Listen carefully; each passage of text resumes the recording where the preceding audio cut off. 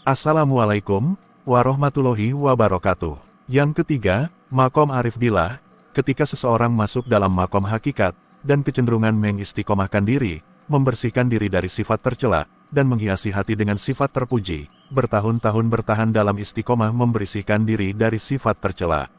Setelah melewati berbagai macam ujian, lambat laun ruhaninya menjadi bersih, sehingga pintu-pintu langit tertembusi.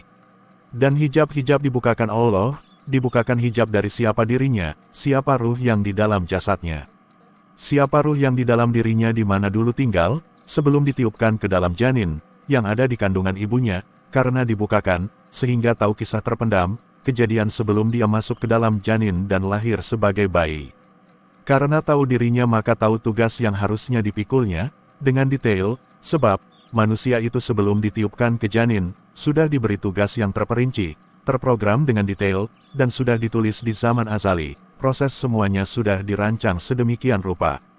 Bahkan sejak sebelum Nabi Adam diciptakan Allah, karena tahu itu, maka akhirnya dinamakan makrifat diri, atau arafa nafsahu, karena tahu tugas penciptaannya, dan tahu bagaimana Allah memprogramnya.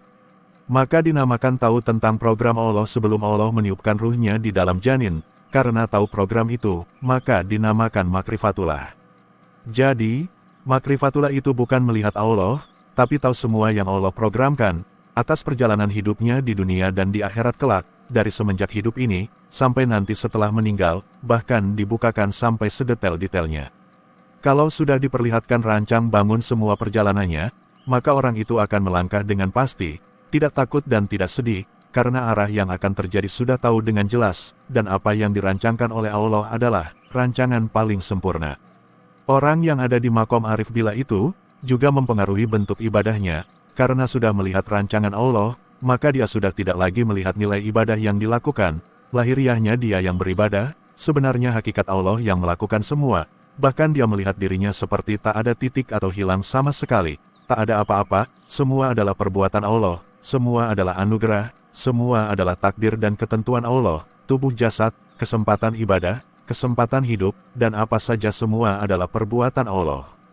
Maka orang yang sudah begini, sudah tak lagi memandang nilai ibadahnya, dia tak melakukan apa-apa, yang melakukan semua adalah Allah, la wujuda illallah, tidak ada wujud di awal di tengah dan di akhir, kecuali wujud Allah, semua hanya Allah yang mutlak perbuatan dan wujudnya, alam semesta raya ini tidak ada semua, kalau Allah tak menghendaki ada dan beredar semua diatur oleh pengaturan Allah. Orang yang sudah menyatu dalam makrifatullah, kemudian hanya ridho dengan segala kejadian yang datang dalam bentuk apapun, dan hanya